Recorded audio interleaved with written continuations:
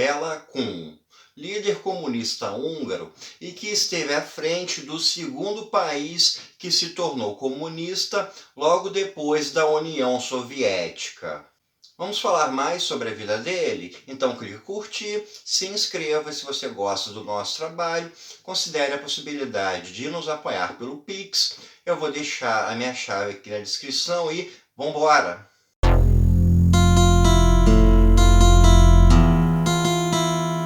Béla Kun nasceu em 1886 na Hungria.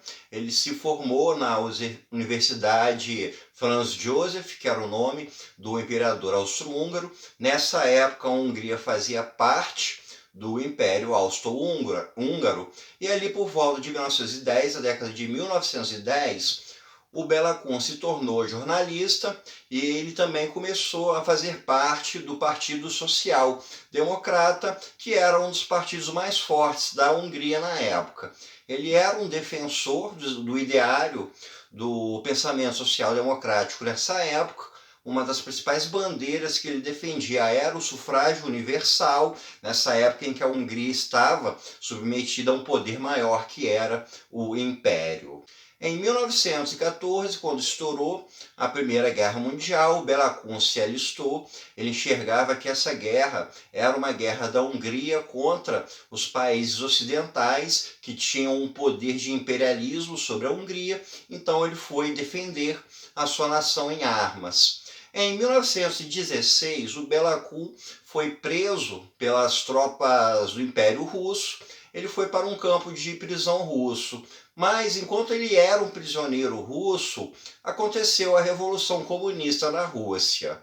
Então, ele ali, como preso de guerra, prisioneiro de guerra, ele começou a ter contato com o pensamento do comunismo. Ele deixou de ser, então, um militante social-democrata e abraçou o ideário do comunismo. Ele começou a se aproximar da militância comunista da Rússia, e mesmo no papel de prisioneiro de guerra, ele começou a poder sair do campo de prisioneiros, começou a criar várias relações com líderes comunistas. Ele chegou inclusive a participar da Guerra Civil Russa do lado dos bolcheviques. Então ele se tornou aos poucos uma figura bem forte dentro da União Soviética, principalmente porque ele surgia como uma figura que poderia liderar uma revolução comunista da Hungria com o apoio da União Soviética. E foi justamente isso que aos poucos foi começando a surgir.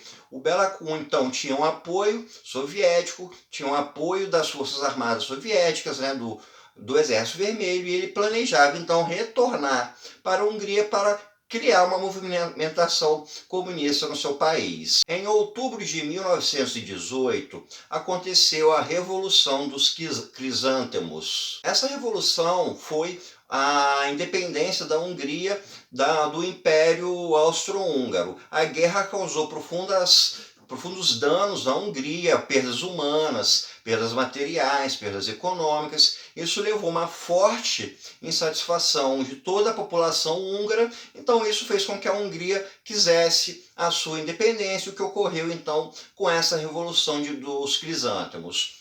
O líder dessa revolução foi o Mihai Károlyi, que se tornou o chefe de governo então dessa então proclamada República Popular da Hungria. Um mês depois da Revolução dos Crisântemos, Béla Kun retorna para a Hungria, dessa vez com o objetivo de começar uma militância comunista, de formar o Partido Comunista Húngaro e tentar fazer uma regimentação entre sindicatos, entre operários, para você ter uma revolução dentro do país. Então ele começou a realizar esse trabalho. Ele criou um jornal para difundir as suas ideias, ele fundou o Partido Comunista Húngaro, ele começou a fazer reuniões com sindicatos, com lideranças sindicais, justamente para tentar fazer essa união de grupos. Quando fazia esse movimento, começou a surgir o movimento comunista na Hungria, no começo de 1919, houve conflitos entre comunistas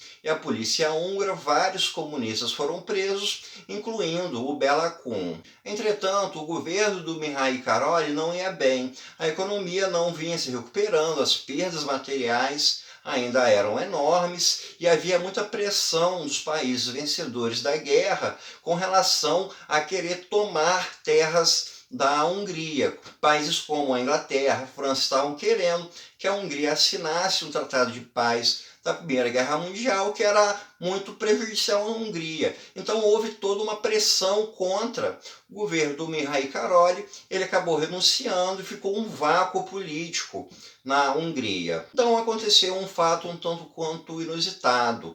O Partido Social Democrata, que era muito forte na Hungria, se uniu com o Partido Comunista Húngaro e o Béla Kun estava preso. Nessa união, eles então formaram um novo governo da Hungria. Sándor Gárbai, que era do Partido Social Democrata, se tornou chefe de governo. O Béla Kun, ele foi solto da cadeia e logo saindo da cadeia ele já foi nomeado ministro das Relações Exteriores. E assim, em 21 de março de 1919, estava criada a República Soviética da Hungria. Apesar de Sándor Gárbai ser o chefe de governo e o Béla Kun ser o ministro de Relações Exteriores, quem de fato mandava, quem de fato tinha um poder, era o Béla Kun. O que prevaleceu na República Soviética da Hungria foi o pensamento comunista, foi o pensamento do Béla Kun. O Béla Kun tinha acumulado um capital político muito forte, ele tinha relações muito fortes com a União Soviética, ele tinha uma popularidade pelo seu pensamento, por divulgar ideias de defesa do proletariado, por acusar o governo do Mihai Károlyi de ser um governo que privilegiava as elites e não tinha nenhum benefício para o proletariado. E havia inclusive a ideia de que o Exército Vermelho Soviético poderia ficar ao lado da Hungria contra a pressão que os países do Ocidente faziam pela assinatura do Tratado de Paz após o final da Primeira Guerra Mundial. Então isso tudo deu muito poder para o Béla Kun e fez justamente com que ele saísse da cadeia e se tornasse o ministro das Relações Exteriores. O ideário que foi posto em prática era o de estatização das indústrias, mas elas não foram geridas pelo Estado. A ideia do Béla Kun é que as indústrias seriam administradas pelos sindicatos, seriam os grupos sindicais, seriam os próprios operários que estariam à frente das suas indústrias. O mesmo não ocorreu com a região agrária.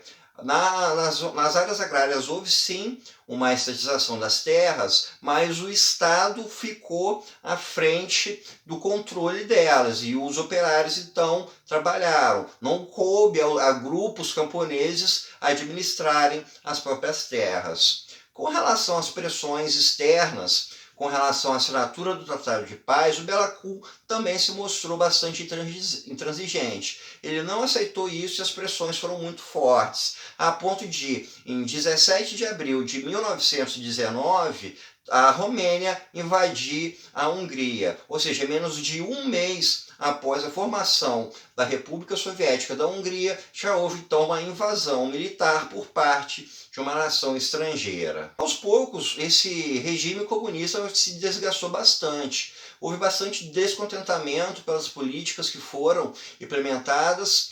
Havia uma esperança de que o Exército Vermelho da Rússia, da União Soviética, fosse apoiar a Hungria contra a Romênia, mas isso não veio a acontecer. O Béla Kun tentou organizar o seu próprio Exército Vermelho, ele tentou mobilizar grupos operários para formar uma forças armadas para combater a Romênia, mas isso acabou não acontecendo. A Romênia veio a invadir a Hungria e chegou até Budapeste. Com a invasão da Romênia e a chegada das tropas romenas à capital Budapeste, Bela Kun e muitos membros do governo, então, no final de julho, foram para o exílio na Áustria. No dia 1º de agosto de 1919, chegou ao fim, então, a República Soviética da Hungria, que durou de 21 de março de 1919 até 1º de agosto de 1919, um período de apenas poucos meses desse modelo econômico-político no país. No exílio na Áustria, o Bela Kun acabou sendo preso na Áustria, mas houve uma negociação entre o governo da Áustria e o da União Soviética e o Bela Kun acabou sendo extraditado para a União Soviética. Ele então começou a trabalhar burocraticamente para o governo da União Soviética. Ele até ele participou de algumas movimentações comunistas, principalmente na Áustria, mas a vida dele daí em diante não teve nenhum feito de maior porte, então. Ele apenas participava de debates, ele participava de congressos, como da Internacional Comunista, congresso de Partido Comunista, mas ele não teve nenhum feito dele de maior relevância. Na década de 1930, a situação do Bela Kun começou a se tornar bastante negativa na União Soviética. Com o Stalin no poder, começou o expurgo que o Stalin fez daqueles que eram traidores, e o Bela Kun foi um dos acusados. Ele foi acusado de ser trotskista. Ele foi acusado de ser apoiador de Trotsky, ele foi acusado de que não seria alguém que estivesse de fato comprometido com a causa comunista, consideraram que na verdade ele estava apenas interessado em questões próprias, ele queria apenas poder pessoal como um líder na Hungria e não que expandir o movimento comunista. Então, ele foi acusado disso na década de 1930, foi preso e desapareceu. Não se soube mais o que veio a acontecer com Bela Kun.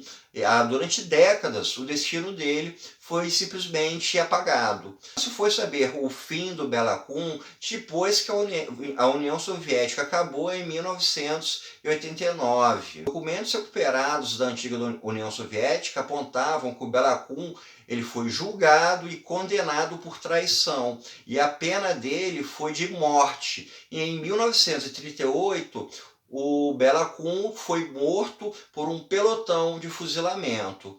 Curiosamente, ele acabou sendo morto pelo próprio regime que ele defendeu. E assim, então, a gente ficou sabendo um pouco mais sobre o primeiro líder comunista na Hungria e o primeiro movimento comunista nesse país. Após o fim da República Soviética da Hungria, houve um vácuo de poder novamente, acabou sendo constituído um novo governo republicano, mas esse governo foi completamente a favor das imposições dos países estrangeiros. E foi assinado, então, um tratado de paz, e nesse tratado de paz, a Hungria acabou perdendo 70% de todo o seu território. O comunismo voltou a ser o regime da Hungria algumas décadas depois, após o fim da Segunda Guerra Mundial. E dessa vez foi um modelo comunista completamente debaixo do guarda-chuva da União Soviética. Então, pessoal, isso é tudo por hoje. Espero que vocês tenham gostado e até o nosso próximo encontro.